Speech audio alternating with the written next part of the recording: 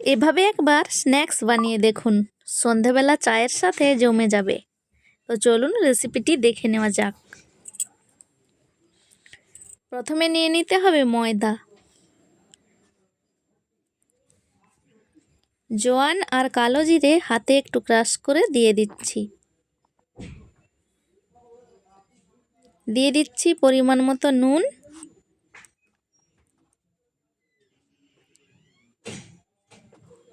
আর স্বাদের জন্য সামান্য চিনি। 2 চামচ সাদা তেল দিয়ে দিচ্ছি। আপনারা চাইলে ঘি দিতে পারেন। তো সাদা তেল দিয়ে ভালো করে ময়দাটাকে মাখিয়ে নিচ্ছি।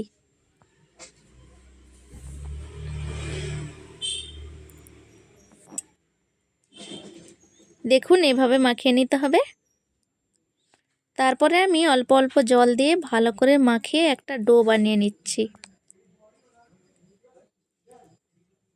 ময়দাটা মাখানো হয়ে গেছে। একটা প্লাস্টিকের মধ্যে ভরে কিছুক্ষণ রেখে দেব। যতক্ষণ ময়দার ডোটা সেট হচ্ছে ততক্ষণ ভাজা মশলা বানিয়ে নিচ্ছি। গোটা জিরে, গোটা ধনে, গোটা লঙ্কা, গোলমরিচ, লবঙ্গ, এলাচ ভালোভাবে ভেজে গুঁড়িয়ে রেখে দিচ্ছি। আগে থেকে আমি সেদ্ধ করে রেখেছিলাম আলু, তার খোসাটা ছাড়িয়ে গ্রেট করে নিচ্ছি। তারপরে কড়ার মধ্যে সর্ষে তেল গরম করে দিয়ে দিচ্ছি 5 ফোড়ন।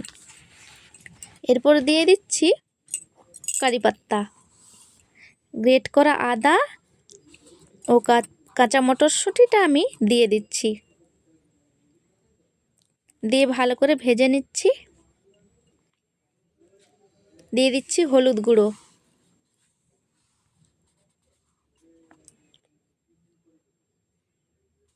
ভালোভাবে মিক্স করে নিয়েছি। এরপর আমি গ্রেট করা আলুটা দিয়ে দিচ্ছি। দিয়ে ভালোভাবে আবারও মিক্স করে নিচ্ছি। দিয়ে দিচ্ছি স্বাদ মতো নুন ও সামান্য চিনি।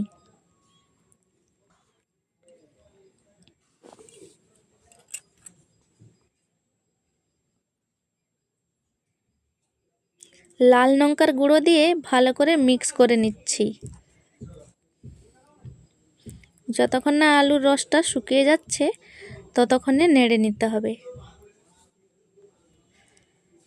দিয়ে দিচ্ছি ভাজা মশলা। ভাজা মশলাটা দিয়ে ভালোভাবে মিক্স করে নিচ্ছি। তো আমাদের তৈরি হয়ে গেছে আলুর মশলা।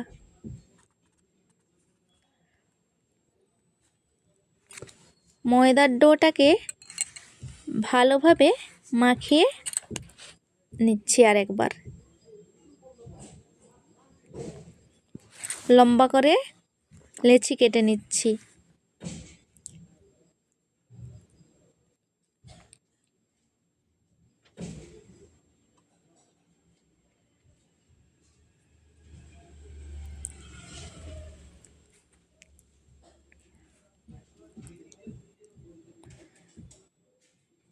এরপর আমি একটা বেলে নিচ্ছি।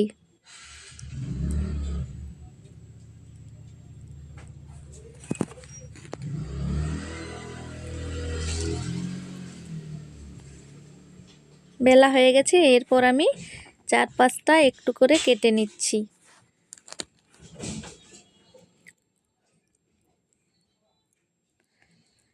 আলুর পুরটাকে লম্বা করে লাগিয়ে দিচ্ছি।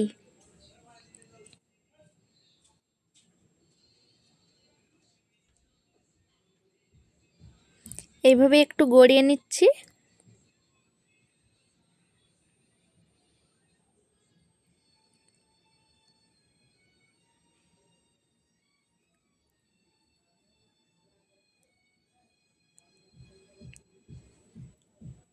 এইভাবে কেটে নিতে হবে।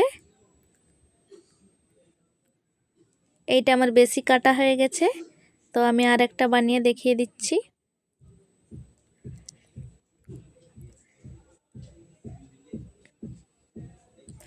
এই দুটো আমার বেশি কাটা হয়ে গেছে। তো দেখুন এইভাবে একধার সূচের মতো করে এইভাবে জুড়ে দেব।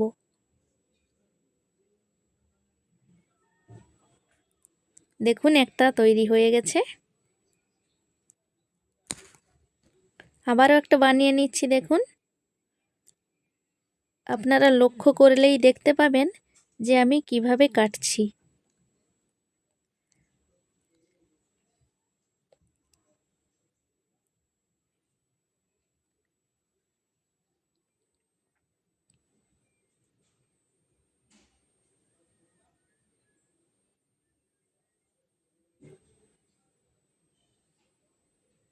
তো এই সাইডটা এভাবে রেখে দিতে হবে।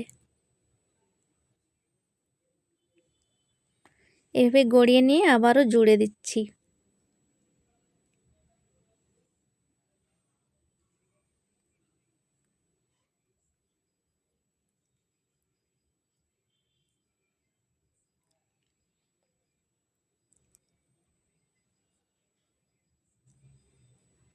আবারও একটা তৈরি করে নিয়েছি। তো ফ্রেন্ডস, সবগুলো এভাবে আমি তৈরি করে নিয়েছি। দেখুন, জয়েন্টটা কিন্তু ভালো করে করতে হবে, না হলে ভাজার সময় খুলে যাবে। তো কড়াইতে সাদা তেল গরম করে হালকা আঁচে অল্প করে ভেজে নিচ্ছি।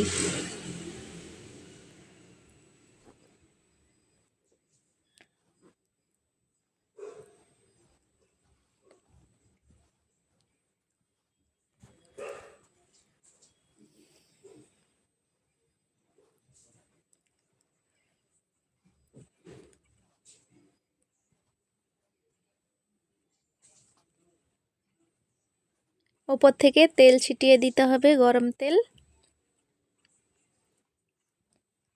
বন্ধুরা, অল্প আঁচে ভাজতে হবে, না হলে ভেতর থেকে কাঁচা থেকে যাবে।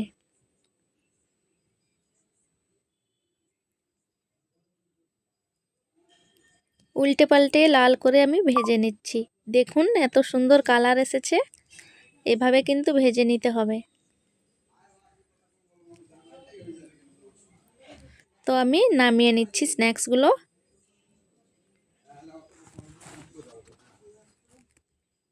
আমি সবগুলো ভেজে নিয়েছি। দেখুন, এভাবে গরম গরম স্ন্যাক্সগুলো সস দিয়ে সার্ভ করে নিলেই রেডি হয়ে যাবে।